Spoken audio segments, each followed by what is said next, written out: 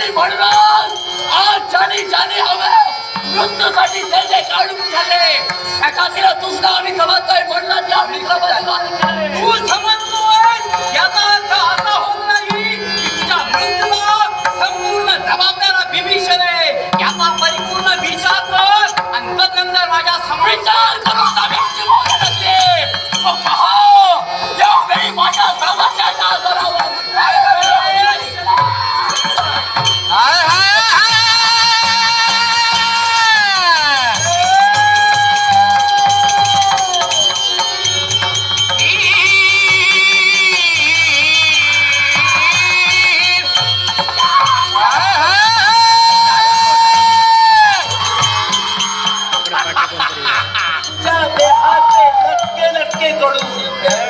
तुझ्या प्रेताची पायधडी करू माझ्या प्रेताची पायधडी तुम्ही घालू शकता. आम्ही आमचा प्रतिशोध माझ्या देहाचे लटके तोडू शकता पण माझ्या प्रेताची पायधडी तुम्ही घालू शकत नाही. या 7 पिढ्यांना शक्य नाही. या क्षणाला आम्हाला तुला हार अपेक्षा द्यायचंय. या क्षणा काय आहे हे तुला काय हवंय.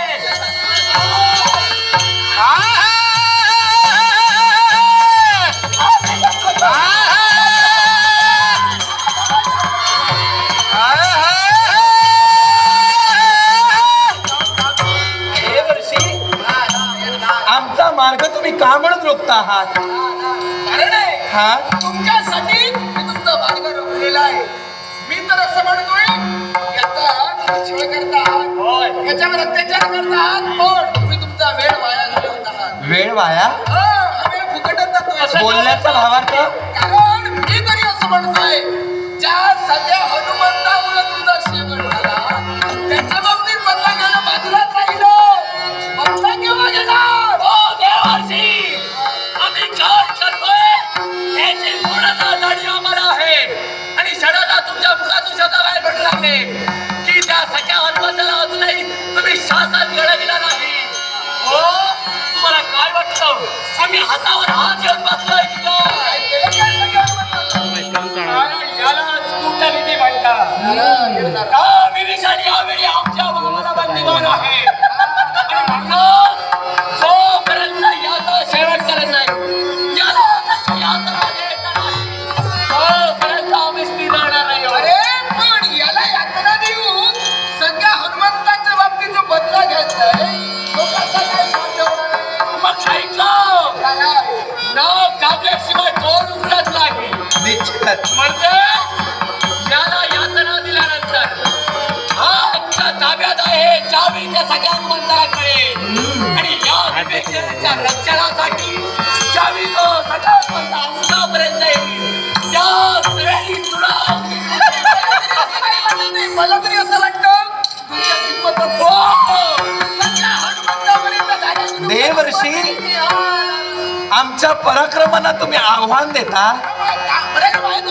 निश्चितच आमचं सामर्थ्य काय आमचे पराक्रम काय हे जर तुम्हाला मूर्तिमंत पाहायचं असतील ना तर क्षणाच्या निमिषार्धात आता आम्ही काय करतो ते फक्त पहा तुम्ही.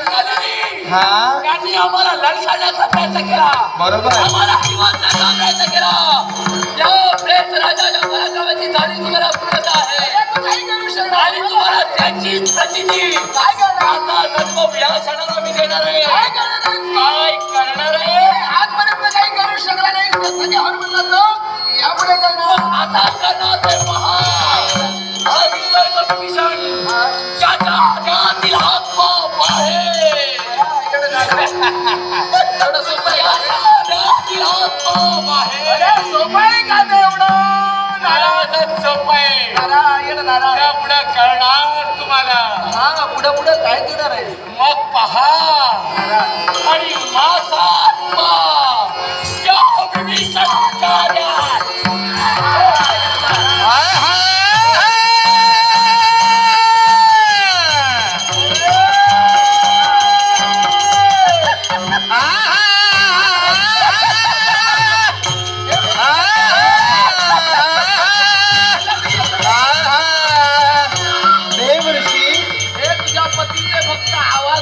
आमचे पराक्रम तुम्हाला पाहायचे होते ना? पराक्रम कसलं? मग आमचे पराक्रम काय नारायण. हे जर तुम्हाला मूर्तिमंत पाहायचं असेल हा. तर पहा, मागं वळून पाहण्याची काही गरज नाही. मागे वळून पहा.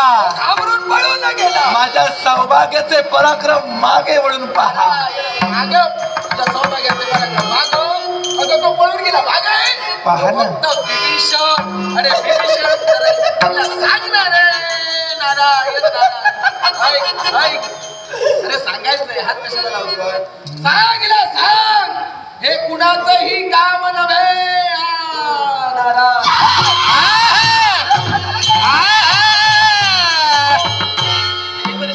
नारायण नारायण. पाहिला ना तुम्ही? हो नमो नारायण. तुमच्या नेत्रासमोर उभी असणारी मूर्ती अप्सरा विभीषणाची नाही, नारायण नारायण. तर तुमच्या समोर दिसणारी व्यक्ती हो नमो म्हणजे माझा सौभाग्याचे धनी हेच राजविलास. आता माझ्या सौभाग्याचे पराक्रम काय, त्यापेक्षा माझे पराक्रम काय, हे जर तुम्हाला उघड्या नेत्राला पाहायचं असतील ना, तर पहा. पराक्रम काय मला माहिती नाही. आता तर सुरुवात झाली आहे. नारायण नारायण. याच्या पुढे आमचे पराक्रम काय, हे मूर्तिमंत पाहण्यासाठी.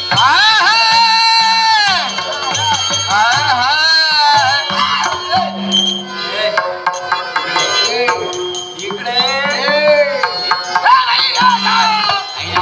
ही काय म्हणाली? काय म्हणाली? पराक्रम. पराक्रम. वा वा वा, पराक्रम ऐकायला सुंदर वाटत. अरे तुम्ही कपटच करत आला, त्याला पराक्रम म्हणता तुम्ही. हळू बोला. तरी ऐके. आता सुद्धा कपटच केला. अरे, हे जर तुम्ही ऐकलं तुम्हाला कपटीच म्हणली. म्हणतील ते म्हणतील. आधी तर ऐकतील आणि उद्या तुम्हाला देऊन सांगतील. याचा विचार करा.